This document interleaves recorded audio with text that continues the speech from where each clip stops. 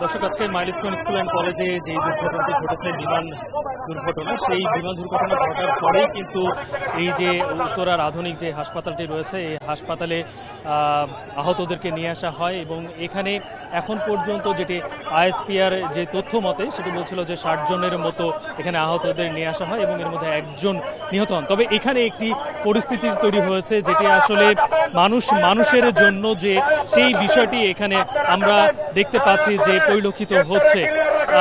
এখানে একটি ঘোষণা দেওয়া হয় যে যারা আহত রয়েছেন তাদের রক্ত লাগবে এবং সেটি সোশ্যাল মিডিয়া থেকে শুরু করে সব জায়গায় এটি প্রচারিত হওয়ার পরেই আমরা দেখতে পাচ্ছি যে এখানে বিভিন্ন জন স্বেচ্ছাসেবক কিংবা সাধারণ মানুষ, শিক্ষার্থী, তারা এখানে এসেছেন শুধুমাত্র এই যে মানুষের পাশে দাঁড়ানোর জন্য, তারা রক্ত দেওয়ার জন্য শুধুমাত্র তারা এই জায়গায় হাজির হয়েছেন এবং তারা বিভিন্ন প্লেকার্ড এখানে নিয়ে এসেছেন, যেরকম এ নেগেটিভ রক্ত কাদের কাদের রয়েছে, অন্যান্য বিভিন্ন গ্রুপের যেই রক্ত এর এখানে বোর্ড তারা এবং সেখানে তারা নাম্বার লিপিবদ্ধ করে দিচ্ছে। আপনারা দেখতে পাচ্ছেন দর্শক যে কার কোন গ্রুপের রক্ত লাগবে সেই নাম্বার এখানে দেওয়া হয়েছে। এমনকি শুধুমাত্র এখানে যে সংঘবদ্ধভাবে এটা প্রচার হচ্ছে সেটি তো আছেই, এছাড়াও আমরা দেখতে পাচ্ছি যে শুধুমাত্র ব্যক্তি উদ্যোগেও অনেকে কাগজে লিখে নিয়ে এসেছেন যে তাদের কি গ্রুপের রক্ত তারা দিতে পারবেন।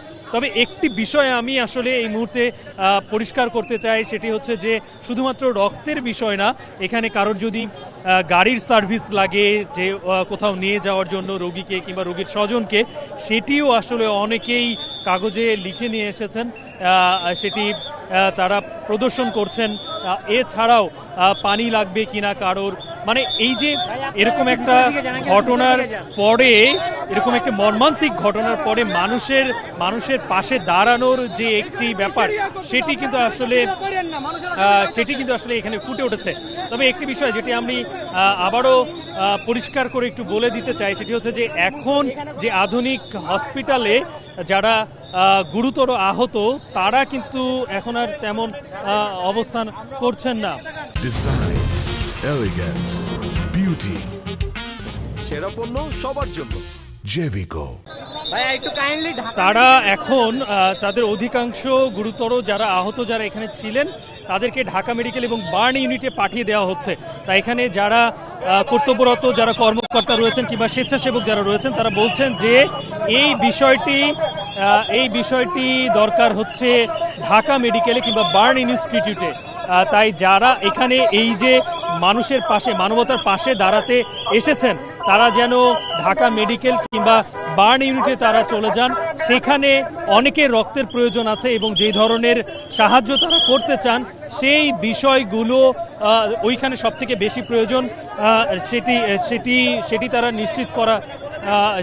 নিশ্চিত করছেন।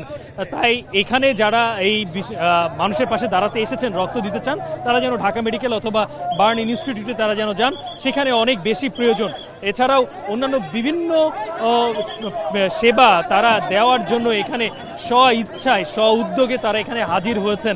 এটাতে আসলে প্রকাশ পেয়েছে যে এই যে মানুষের যে কোনো বিপদে, আমরা বিভিন্ন সময় এর আগে দেখেছি বাংলাদেশের বড় ধরনের দুর্ঘটনা, রানা প্লাজার দুর্ঘটনা থেকে শুরু করে নিমতলির অগ্নিকাণ্ড, কিংবা যখনই কোনো দুর্যোগ এই ধরনের নেমে আসে, তখনই কিন্তু আমরা সাধারণ মানুষকে দেখতে পেয়েছি যে তারা স্বতঃস্ফূর্তভাবে এই যারা বিপদে পড়েন তাদের বিপদে তারা নেমে আসেন। এই বিষয়টি আমরা দেখতে পেয়েছি। তবে এই বিষয়টি আবারও আমি পরিষ্কার করে বলি যে এই আধুনিক হাসপাতালে, উত্তরা আধুনিক মেডিকেল কলেজ হাসপাতালে যারা এখন আছেন, তাদের আর আসলে রক্তের প্রয়োজন নেই, কিন্তু তারা কর্মকর্তারা বলছেন যে এখন বার্ন ইনস্টিটিউট এবং ঢাকা মেডিকেলে যারা ভর্তি আছেন তাদের রক্তের প্রয়োজন আছে। তাই এখানে যারা এই স্বেচ্ছায় এই সেবাটা দিতে চাচ্ছেন, তারা যেন ঢাকা মেডিকেল অথবা বার্ন ইনস্টিটিউটে গিয়ে এই সেবাটি দিতে চান, তারা যেন দিতে পারেন। তো এই ছিল আমার কাছ থেকে এখানে উত্তরা আধুনিক মেডিকেল কলেজ হাসপাতাল থেকে সর্বশেষ।